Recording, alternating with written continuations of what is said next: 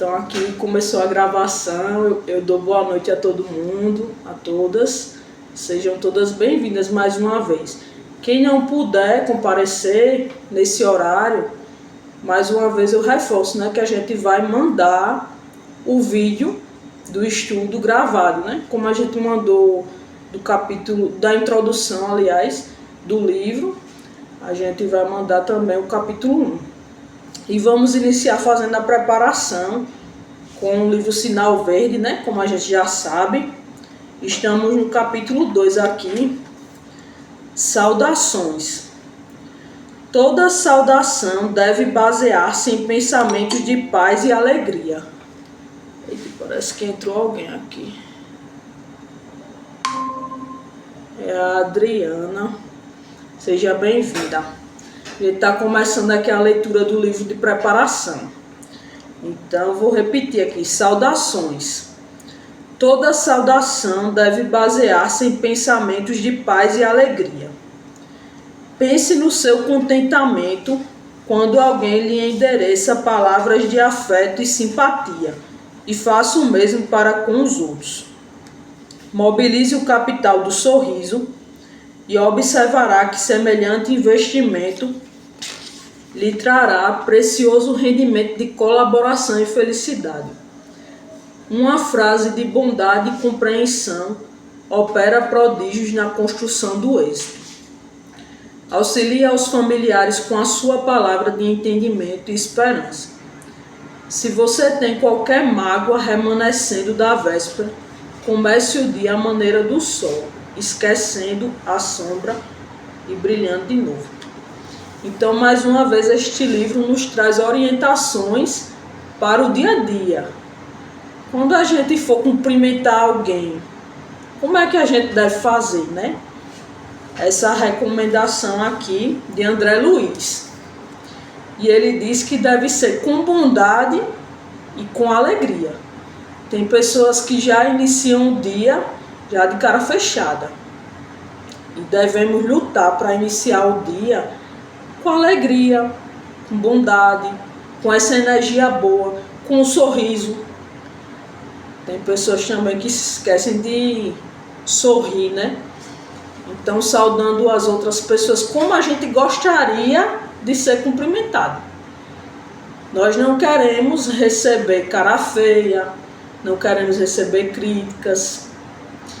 Então, vamos procurar sempre tratar o outro como a gente gostaria de ser tratado. Mas é uma lição bem simples, porém ela é importantíssima para o nosso dia a dia.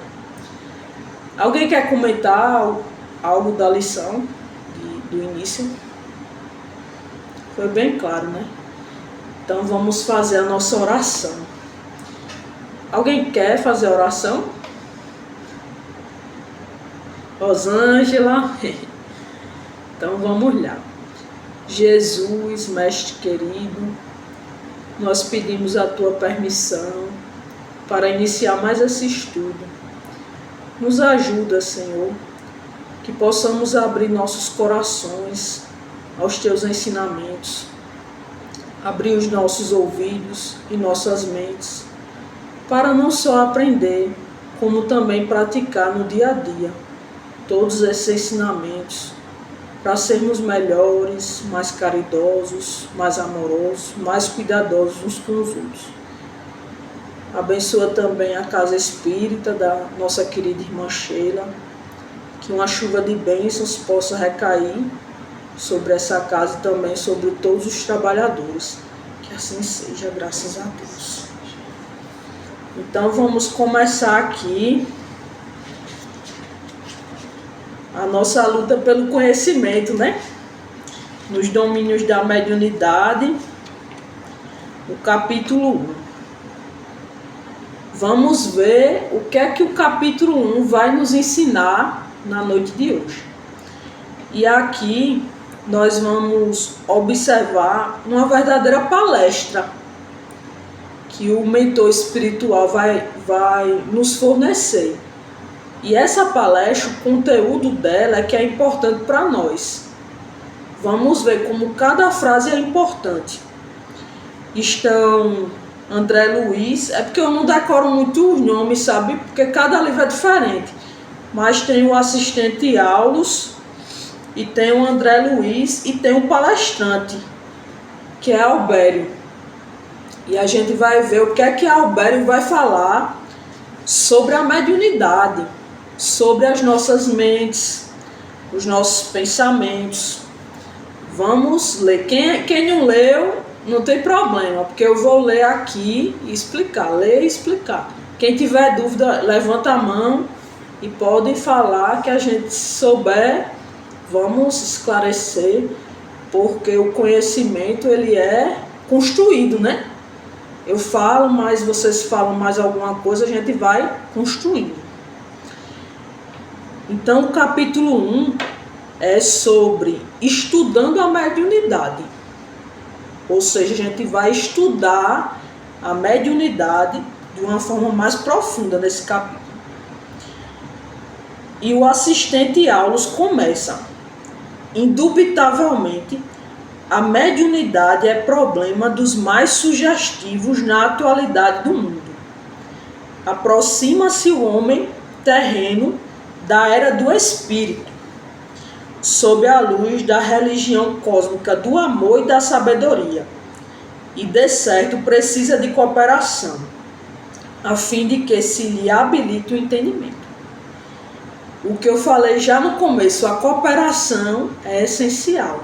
E no fenômeno mediúnico, o que é que temos? Cooperação. Sem a cooperação do doutrinador, do médium de sustentação, médium de corporação, numa corrente fluídica, uma corrente de energias, é muito difícil o trabalho mediúnico funcionar. É preciso essa cooperação. O orientador, de feição nobre e simpática, recebera-nos, a pedido de Clarencio, para um curso rápido de ciências mediúnicas.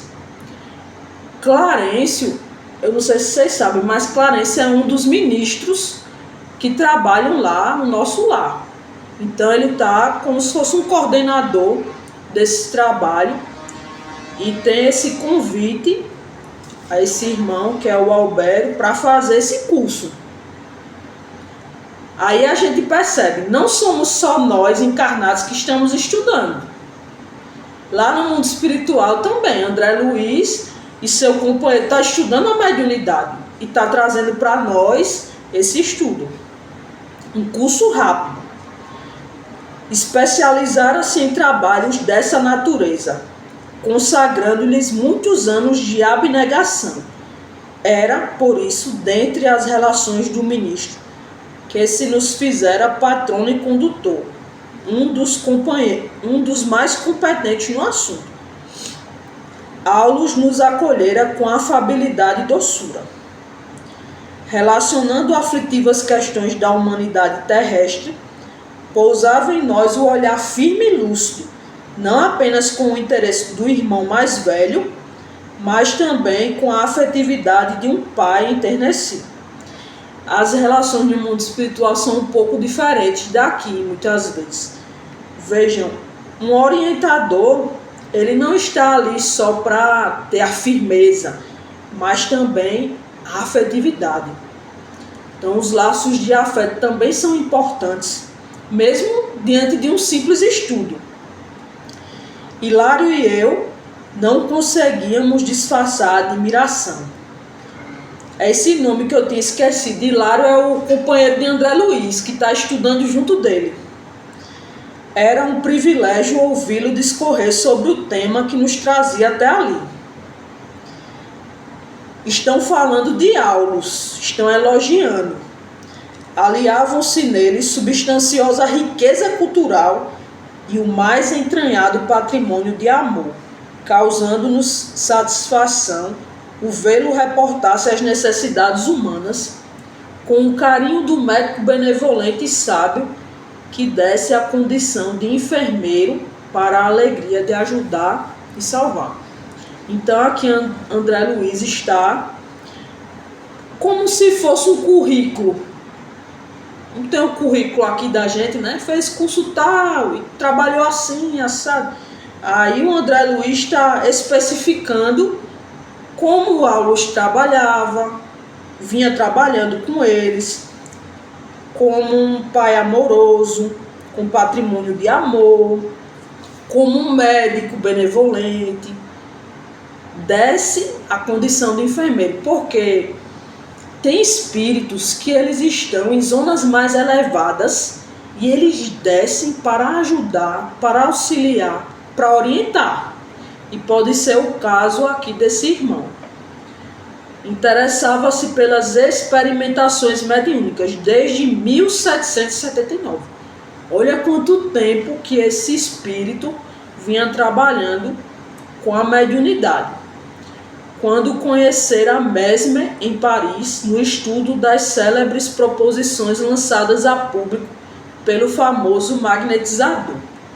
Reencarnando no início do século passado, apreciar as realizações de Allan Kardec na codificação do Espiritismo e privara com Carragné e Balzac, com Théophile e Victor Hugo, acabando seus dias na França depois de vários decênios consagrados à mediunidade e ao magnetismo nos modos científicos da Europa. Por isso a gente observa que esse irmão que está orientando, ele não é uma pessoa que está ali ao acaso. Ele foi escolhido de forma detalhada pelo o Clarencio, foi escolhido a dedo para auxiliar, propagar a mediunidade, né? Do mundo espiritual prosseguiu no mesmo rumo. Ou seja, enquanto encarnado, ele se interessou pela mediunidade e magnetismo. Desencarnou, continuou da mesma forma, no mesmo rumo, observando e trabalhando em seu apostolado educativo. Dedicando-se agora à obra de espiritualização no Brasil, e isto há mais de 30 anos, comentava, otimista, as esperanças, olhe essa palavra, viu? Esperanças do novo campo de ação, dando-nos a conhecer a primorosa bagagem de memórias e experiências de que se fazia portador.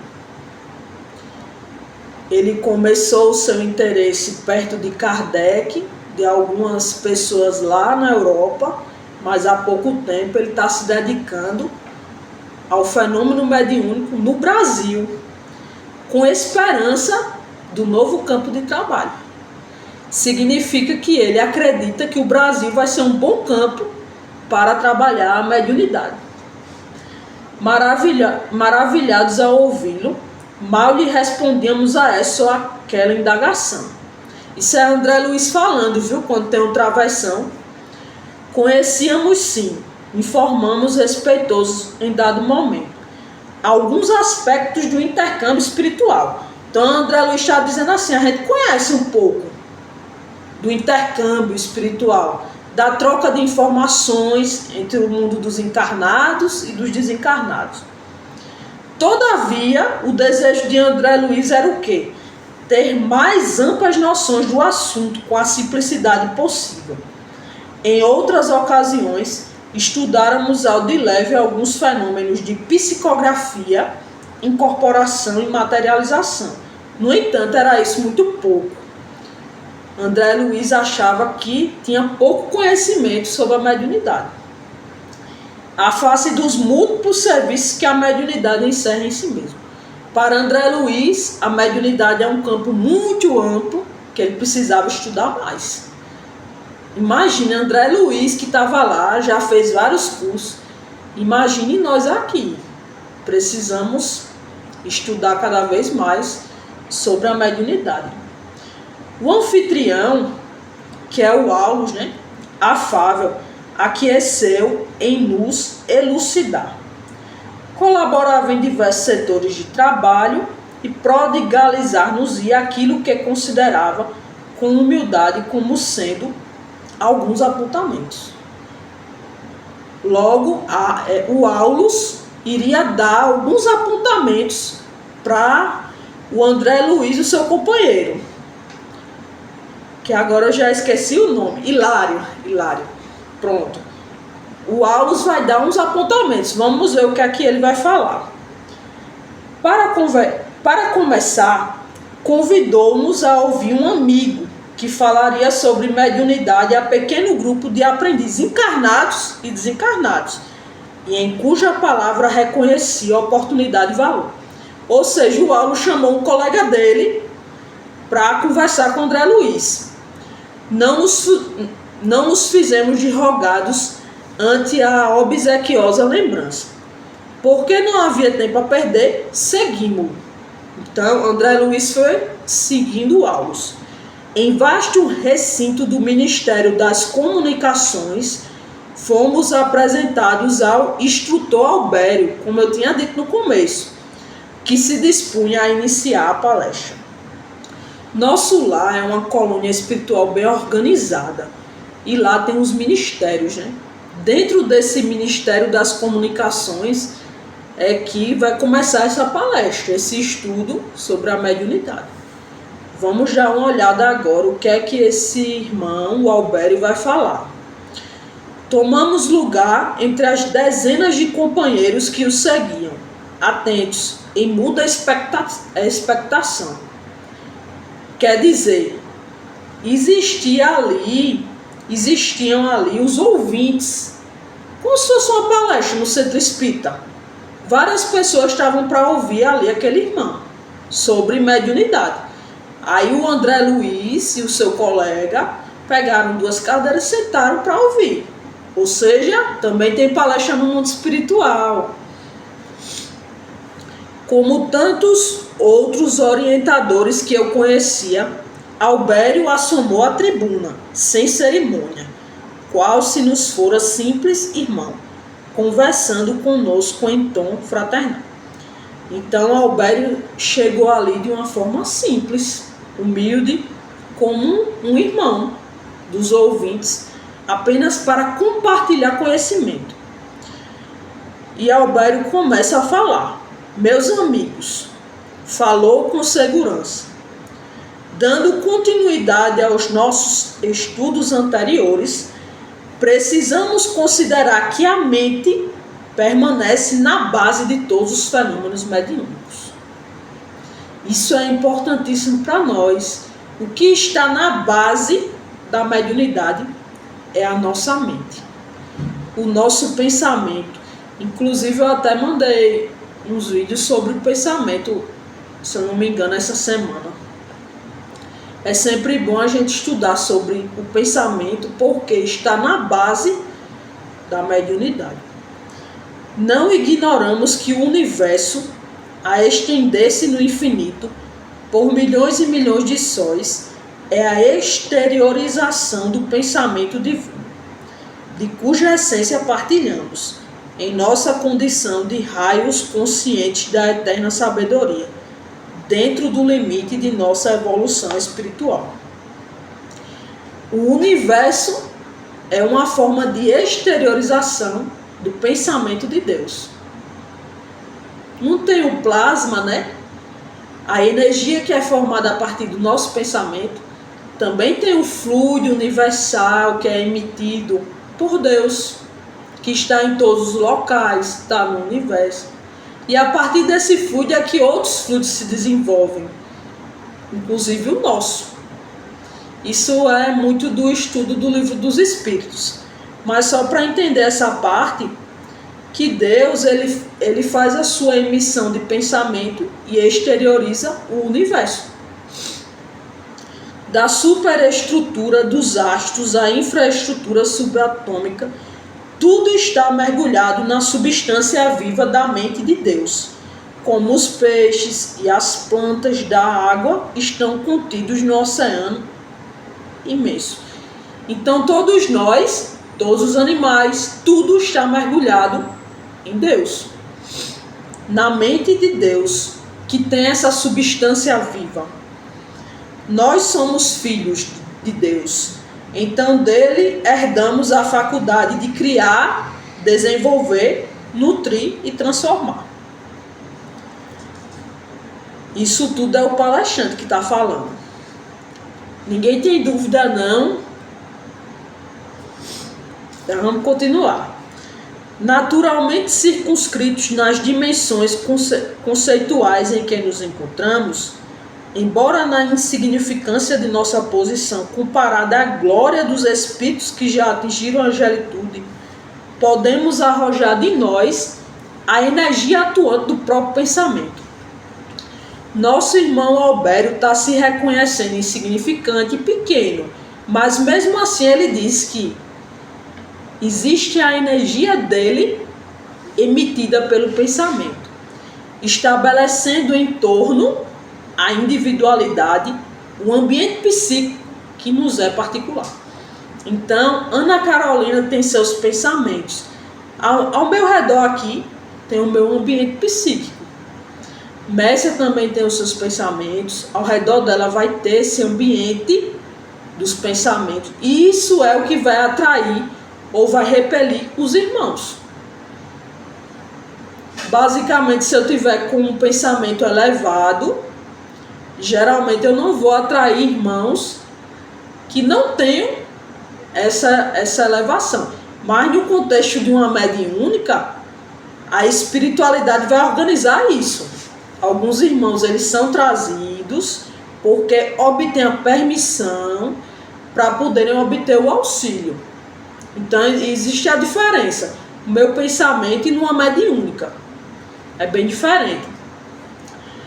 Cada mundo possui o campo de tensão eletromagnética que lhe é próprio, no teor da força gravítica em que se equilibra. E cada alma se envolve no círculo de forças vivas que lhe transpiram do hálito mental, na esfera de criaturas a que se emana, em obediência às suas necessidades de ajuste ou crescimento para a imortalidade. Ele fala aqui de hálito mental. Todos nós temos esse hálito mental. Porque o meu pensamento, o pensamento de cada um, vai emitir energia, forças vivas que ele chama. E isso vai formar como se fosse um hálito, vamos dizer uma nuvenzinha, para ficar mais palpável. Vamos dizer que forma uma nuvem de pensamentos bons ou pensamentos ruins. Se a gente pensar em materialização, vamos pensar nisso, numa nuvenzinha de pensamentos que vai nos envolver. Isso vai ser uma força que vai nos equilibrar ou vai nos desequilibrar. Por exemplo, se eu estou o tempo todo pensando que eu não sou boa, só faço coisa negativa, isso vai emitir um hábito mental ruim, pensamentos ruins, energias ruins. E a energia do planeta, ela é formada pelos pensamentos das pessoas que o habitam. Por que é que o planeta não é um planeta evoluído ainda? Porque as pessoas que ainda estão com pensamentos negativos. Pensamentos de praticarem coisas negativas. E o planeta vai sentindo, vai absorvendo isso. O que é o umbral, por exemplo? Tem muita gente que tem receio de ir para umbral e tudo. O umbral nada mais é um local que ele é o resultado, a consequência das forças mentais, dos pensamentos das pessoas que vão para lá.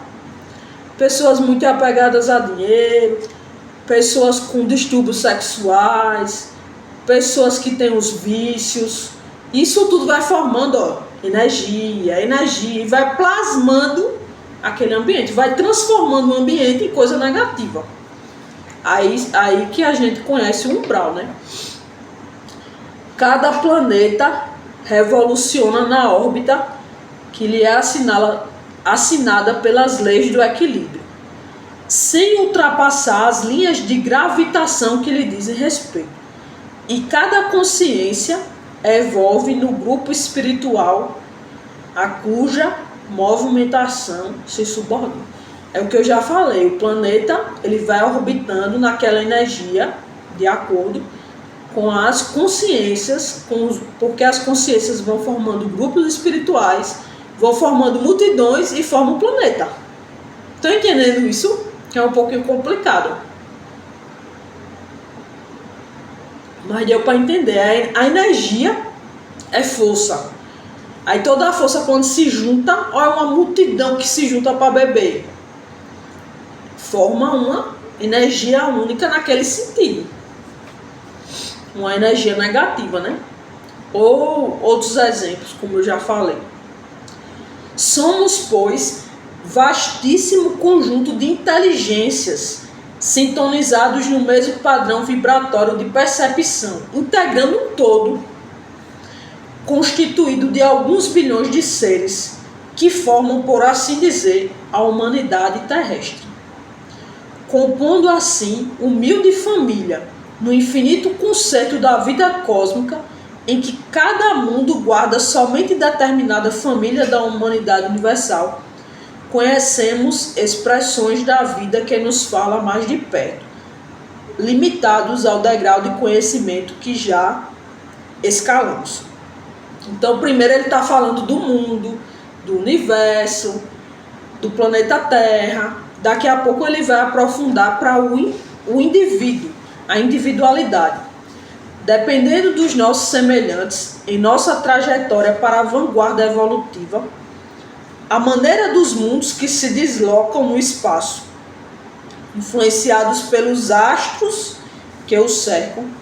Essa parte é importante, viu? Quem estiver cochilando agora, olha, agimos e reagimos uns sobre os outros, através da energia mental, em que nos renovamos constantemente, criando, alimentando e destruindo formas e situações, paisagens e coisas na estruturação dos nossos destinos. Eu tenho uma pergunta. Quem é que determina o nosso destino?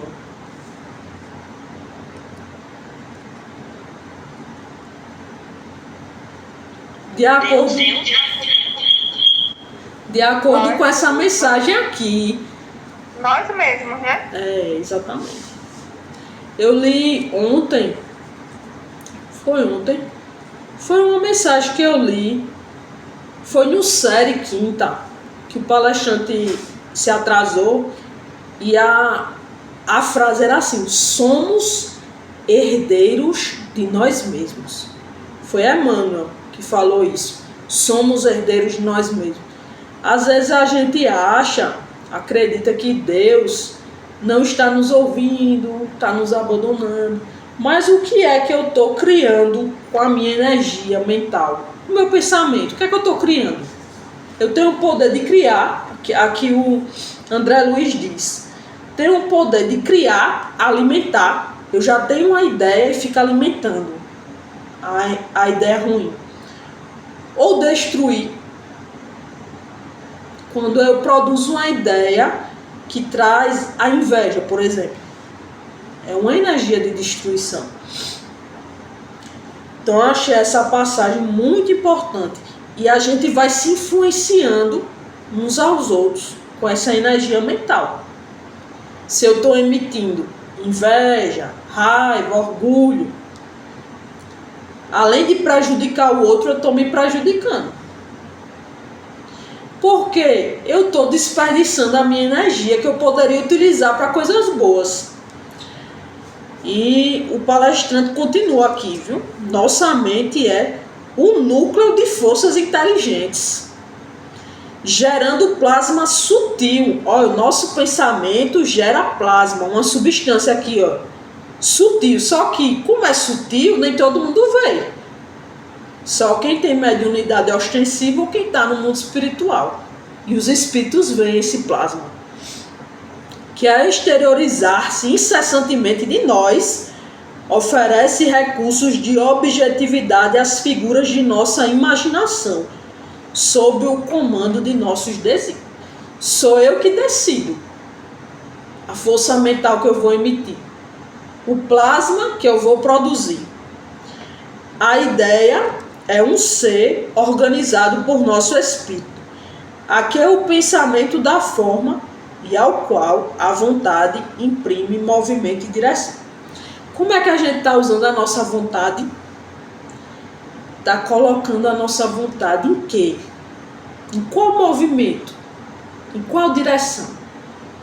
Na direção de coisas boas ou na direção de coisas que nos desequilibram. Às vezes não é nem uma coisa exatamente, não é nem a maldade, mas é algo que nos desequilibra, nos perturba, nos tira do eixo. Temos que ter essa responsabilidade como médiuns. O que é que a gente está fazendo com nossa energia mental? Do conjunto de nossas ideias resulta a nossa própria existência. Então, André Luiz está falando, as nossas vidas, elas vão acontecer a depender de quê? Das nossas ideias. Se eu estou o tempo todo aqui me lamentando, reclamando, criticando, nada presta, nada está bom, o que vai acontecer da nossa existência? Como é que vai acontecer? O orador fez pequeno intervalo que ninguém ousou interromper e prosseguiu comentando. Olha o que o orador vai continuar dizendo aqui. Segundo é fácil de concluir, todos os seres vivos respiram na onda de psiquismo dinâmico que lhes é peculiar, dentro das dimensões que lhes são características ou na frequência que lhes é própria. Esse psiquismo independe dos centros nervosos, de vez que, fluindo da mente, é ele que condiciona todos os fenômenos da vida orgânica em si mesmo. Esse irmão agora está dizendo da influência dos nossos pensamentos também no nosso corpo físico, vida orgânica. Às vezes a gente está com a dor, eu já tive dor de cabeça, enxaqueca espiritual já. Já passei assim 15 dias e com medicação, com médico, com exame, nada melhorava. É quando as nossas ideias, às vezes quando a gente está muito estressado, muito aperreado, reflete no corpo físico. E tem todo um trabalho para a gente modificar os nossos pensamentos. Como eu falei da vez passada, né, que tem a zona mental aqui, minha faixa mental, e o que sai a gente tem que observar. Examinando, pois, os valores anímicos como faculdades de comunicação entre os espíritos, qualquer que seja o plano em que se encontrem, não podemos perder de vista o mundo mental. Mais uma vez ele repete, o mundo mental do agente e do recipiente. E porquanto, em qualquer posição mediúnica, a inteligência receptiva está sujeita às possibilidades e à coloração dos pensamentos em que vive. E a inteligência emissora já é submetida aos limites e às interpretações dos pensamentos que é capaz de produzir. Essa parte ficou um pouquinho complicada, né? Mas vamos compreender isso. Quando temos a reunião mediúnica, a gente tem o médium e tem o espírito comunicante. O médium, ele tem algumas limitações. É isso que ele está falando aqui. A inteligência receptiva. Quem recebe as informações está sujeito às possibilidades e à coloração dos pensamentos em que vive. Por exemplo, se o médium só fala português, tá? Vamos dar um exemplo, o médium só fala português, e o espírito chega conversando em inglês e alemão. Se a espiritualidade não ajudar de alguma forma, não vai ter como ter essa comunicação. Por isso que aqui tem dizendo, a inteligência emissora, quem é o emissor? Quem emite a mensagem é o espírito. O espírito está submetido aos limites e às interpretações dos pensamentos. Às vezes o médium está aqui e ele vai interpretar aquela mensagem de uma forma. Vai ser o limite do médium para interpretar. Por que é que é bom, é interessante ter uma mediúnica que tenha 3 médios, 4 médios, porque um vai auxiliar o outro na interpretação. O que um ouve o outro não ouve, mas enxerga ou tem uma intuição, e assim se forma um grupo. Por isso que é importante ter um grupo unido, que tenha laços de energia. Deu para entender isso? Dessa limitação do médium. Um otentonte desencarnado em se comunicando com um sábio terrestre, isso ele está dando um exemplo, viu? Ainda jungido ao envoltório físico, não lhe poderá sofrer notícias outras, além dos assuntos triviais em que se lhe desdobraram no mundo as experiências primitivistas, e um sábio, sem um indumento carnal, entrando em relação com Otentote, eu nem sei nem como pronuncia, ainda colado ao seu habitat africano, não conseguirá facultar-lhe cooperação imediata, senão no trabalho embrionário em que se lhe encravam os interesses mentais, como seja o auxílio a um rebanho bovino ou a cura de males do corpo denso. Por isso mesmo, o Otentonte não se sentiria feliz na companhia do sábio, e o sábio, a seu turno, não se demoraria com o Otentonte por falta desse alimento quase imponderável a que podemos chamar vibrações compensadas. O que é isso? Ficou um negócio meio complicado, né? O que é, deixa eu ver aqui a palavra, Otentonte. Todo mundo sabe o que é? Otentonte é um... Olhar o significado. Eu fui olhar o significado. Otentonte é um membro do sudoeste africano, componente de etnia negra. Aqueles grupos africanos, uma pessoa que pertence àquele grupo desencarna. E ele desencarnado, ele quer se comunicar. Aqui o palestrante está dando um exemplo que ele vai se comunicar com um sábio. Será que essa comunicação é espiritual?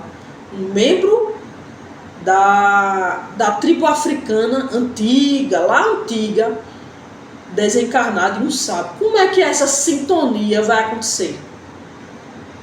Aqui o palestrante está dizendo que um não vai conseguir ficar na companhia do outro. Por quê?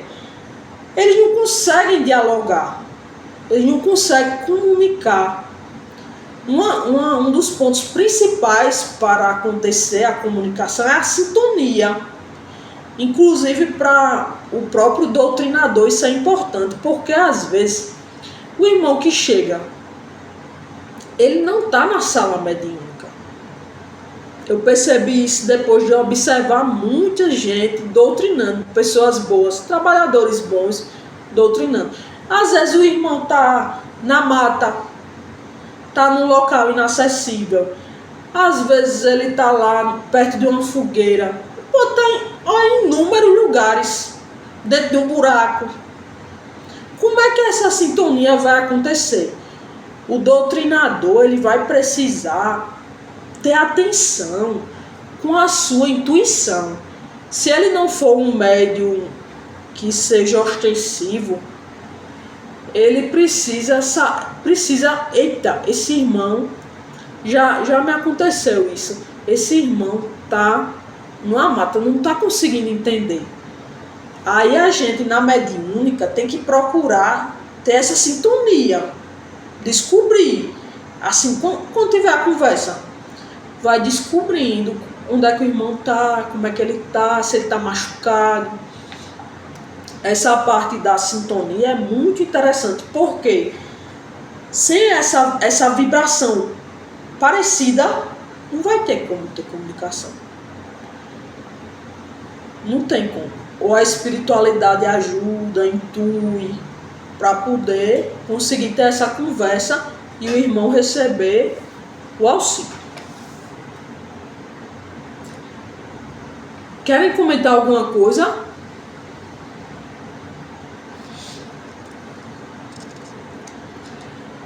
Aí o palestrante conclui aqui no final que dessa fala, né, do sábio com autotentante, por falta desse alimento quase imponderável de vibrações compensadas. Se tiver na mesma vibração, mesma sintonia, o diálogo vai conseguir ser realizado, mas se não tiver, vai ser muito difícil. Ou fica um pouquinho e se afasta, ou vai ser inviável. É da lei que nossas maiores alegrias sejam recolhidas ao contato daqueles que, em nos compreendendo, permutam conosco valores mentais de qualidades idênticas aos nossos, assim como as árvores oferecem maior coeficiente de produção, se colocadas entre companheiros da mesma espécie, com as quais trocam seus princípios germinativos. Aqui ele continua falando de sintonia. Quanto mais o grupo mediúnico estiver permutando os mesmos valores mentais, mais que o trabalho vai render frutos. É isso que ele está dizendo aqui. E quando a gente se aproxima de pessoas que pensam de forma igual a nós, por exemplo, eu me aproximo de alguém que também quer trabalhar na seara espírita, eu vou ficar feliz, eu vou ter uma alegria, um contentamento. Quando eu vou me aproximar, por exemplo, de alguém que fuma, eu não gosto, vamos supor, aí eu não vou ficar feliz. E ele está falando disso, da permuta dos mesmos valores, mesmas ideias, mesmo pensamento. E se a gente for no grupo mediúnico, quanto mais os médios tiverem assim, os mesmos valores, o mesmo objetivo de ajudar, de amparar, de cuidar, de dar o seu melhor ali, de ter empatia, mais que o grupo mediúnico vai funcionar e ter bons frutos. Em mediunidade, portanto, não podemos olvidar o problema da sintonia. Atraímos os espíritos que se afinam conosco, tanto quanto somos por eles atraídos. E se é verdade que cada um de nós somente pode dar conforme o que tem, é indiscutível que cada um recebe de acordo com aquilo que dá. Eu falei sobre isso no série Colheita, Semeadura. Se eu dou ou semeio feijão, eu não vou receber outra coisa. E no campo da energia também é assim. Se eu só estou vibrando no ódio, tirando os nossos familiares, amigos, quem eu vou atrair para mim? Provavelmente espíritos que estejam vibrando no ódio. É isso que o irmão está falando aqui. Atraímos os espíritos que se afinam conosco. Mesma sintonia, está pensando parecido. Pronto, eu estou aqui, só penso em, vamos dizer, né? Só um exemplo, só penso em fumar. Eu vou atrair pessoas, espíritos, que vão querer fumar também. E aquela minha vontade, que às vezes era pequena, aumenta. Mas temos as nossas limitações de dar. Cada um tem o seu processo evolutivo. Nós damos de acordo com o que temos. Mas eu preciso dar da melhor maneira possível. Achando-se a mente na base de todas as manifestações mediúnicas. De novo, a mente na base das manifestações mediúnicas. É imprescindível enriquecer o pensamento, incorporando-lhe os tesouros morais e culturais, os únicos que nos possibilitam fixar a luz que jorra para nós, das esferas mais altas, através dos gênios da sabedoria e do amor que supervisionam nossas experiências. Muitas vezes a gente quer a companhia dos nossos mentores. Queremos que os espíritos bons nos acompanhem, né? Todo mundo quer. Mas o que a gente está fazendo? Será que estamos enriquecendo o nosso pensamento? com tesouros morais e culturais. O que é tesouro cultural? É estudar, é ter sabedoria. Tesouro moral, adquirir virtudes, pegar a imperfeição, o que está de ruim em mim e melhorar. É sobre isso. E assim a gente vai atrair das esferas mais altas essa luz. Precisamos acender essa luz que já está em nós. Jesus dizia isso. Para nós acendermos a nossa luz. Procederam acertadamente aqueles que comparam o nosso mundo mental a um espelho. Olha a comparação que ele faz. Hein? Refletimos as imagens que nos cercam e arremessamos na direção dos outros as imagens que criamos. O que eu estou criando na minha mente, eu vou arremessar nesse espelho para outras pessoas. E os irmãos, os espíritos, eles vêm. Por isso que eles se aproximam de nós. E como não podemos fugir ao imperativo da atração, somente retrataremos a claridade e a beleza se instalarmos a beleza e a claridade no espelho de nossa vida. Vamos começar por nós. Instalar a beleza e a claridade em nosso mundo íntimo. Eu sou luz, eu posso me reconhecer como luz. Pode ser que seja uma luz agora pequena, mas eu sou luz. Eu tenho beleza, eu tenho o que oferecer de bom. Os reflexos mentais, segundo a sua natureza, favorecem-nos a estagnação ou nos impulsionam a jornada para frente. Dependendo do nosso pensamento, ou a gente para, estagnação, parou. O pensamento está tão ruim que faz com que a gente pare de agir. A gente desiste. Ou, se o pensamento for bom, de coragem, de força, a gente vai para frente, jornada para frente. Cada criatura humana vive no céu ou no inferno que edificou para si mesmo. Eita, essa é uma responsabilidade nossa. Nós que edificamos o nosso mundo íntimo.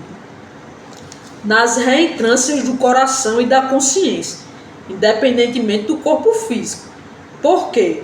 Observando a vida em sua essência de eternidade gloriosa, a morte vale apenas como transição entre dois tipos da mesma experiência no hoje imperecível. Então a gente tem a experiência encarnado, desencarnado e a morte no meio. É só uma mudança de quê? De mundo, do mundo material para o mundo espiritual. Mas a nossa essência, enquanto espírito imortal, nossos pensamentos continuam mesmo. Não vamos esperar assim a morte chegar para pensar que tudo vai mudar. Não muda, porque o nosso pensamento está igual. Nosso pensamento, o mesmo. Vemos a mediunidade em todos os tempos e em todos os lugares da massa humana. Isso é verdade. A mediunidade ela não está só na casa espírita. Ela está em todos os tempos. Todos nós somos médios, sendo que alguns têm consciência disso, outros não. Uns estudam, outros deixam para lá. Uns usam com sabedoria, outros não. Mas todos temos. Missões santificantes, guerras destruidoras, tarefas nobres e obsessões pérfidas guardam origem nos reflexos da mente individual coletiva, combinados com as forças sublimadas ou degradantes dos pensamentos que se nutrem. Saibamos assim cultivar a educação, aprimorando-nos a cada dia. Todo dia é um passozinho, um degrau para a gente crescer. Se educar nossa mente, nosso coração, nossas atitudes também são importantes. Médios somos todos nós. nas linhas da atividade em que nos situamos. A força psíquica, nesse ou naquele teor de expressão, é peculiar a todos os seres, mas não existe aperfeiçoamento mediúnico sem acrisolamento da individualidade. O que é isso, minha gente? É acrisolamento da individualidade. O negócio está complicado. Aqui eu coloquei tornar mais puro, regeneração. A gente se transformar. À medida que a gente se transforma, a nossa mediunidade também se aperfeiçoa, melhora. Todas as vezes que a gente aprende a lidar melhor com nossas emoções, pensamentos, quando a gente modifica de atitude, a nossa sensibilidade mediúnica vai melhorando também. É contraproducente intensificar a movimentação da energia sem disciplinar-lhe os impulsos. Muitas vezes a gente quer fazer muita coisa, quer fazer isso, trabalhar ali, trabalhar aquilo, mas precisamos de disciplina, que realmente é essencial. O que é que eu posso melhorar? Isso é disciplinar os impulsos.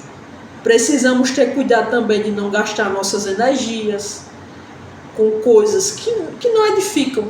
Coisas que não edificam. Ninguém quer comentar nada.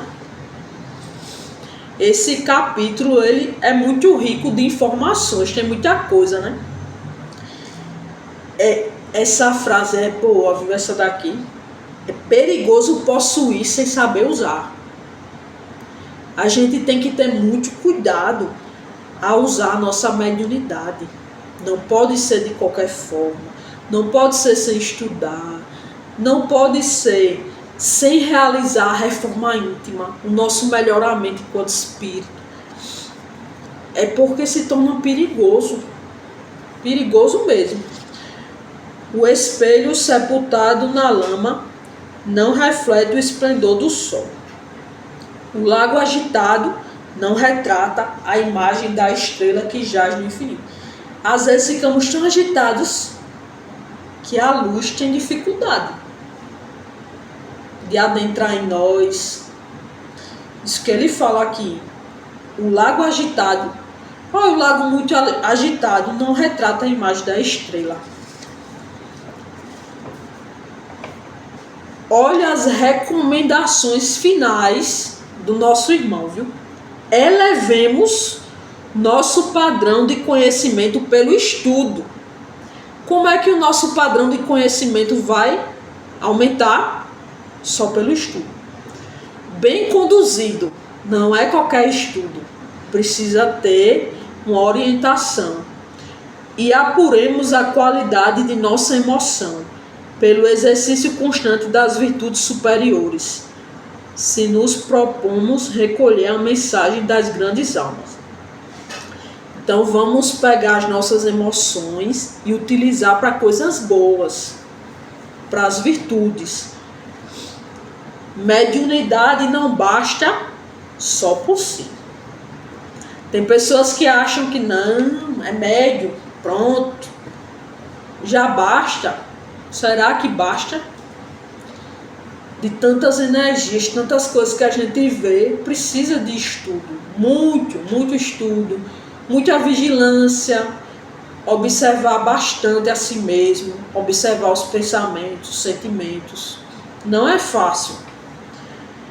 É imprescindível saber que tipo de onda mental assimilamos, para conhecer da qualidade de nosso trabalho e ajuizar de nossa direção.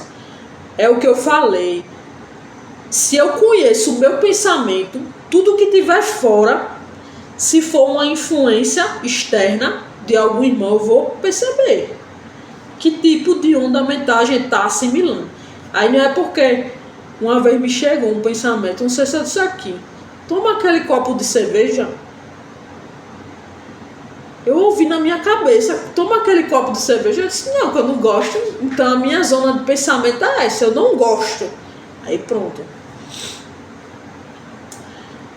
Albério prosseguiu ainda em seus valiosos comentários e mais tarde passou a responder a complicadas perguntas que lhe eram desfechadas por diversos aprendizes. Por minha vez, recolhera largo material de meditação e, em razão disso, em companhia de Hilário, despedi-me dos instrutores com alguns monossílabos de agradecimento, ouvindo de Aulus a promessa de reencontro para o dia seguinte. Aqui no final, André Luiz vai agradecer a palestra e no dia seguinte eles vão se reencontrar novamente para dar continuidade a esse estudo de mediunidade. Eu só queria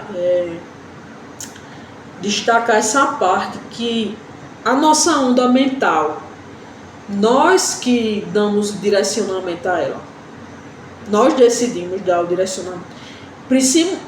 Precisamos sair da inconsciência, como eu não conheço quem eu sou, eu não sei o que é que eu estou pensando, eu não sei o que é que eu estou sentindo, para a consciência. É assim que o médium vai se educar. Porque como é que um médium se educa sem saber o que é que acontece com ele? Dentro do seu coração, dentro do seu espírito. Para descobrir, tem que se conhecer. E a vigilância sempre é importante.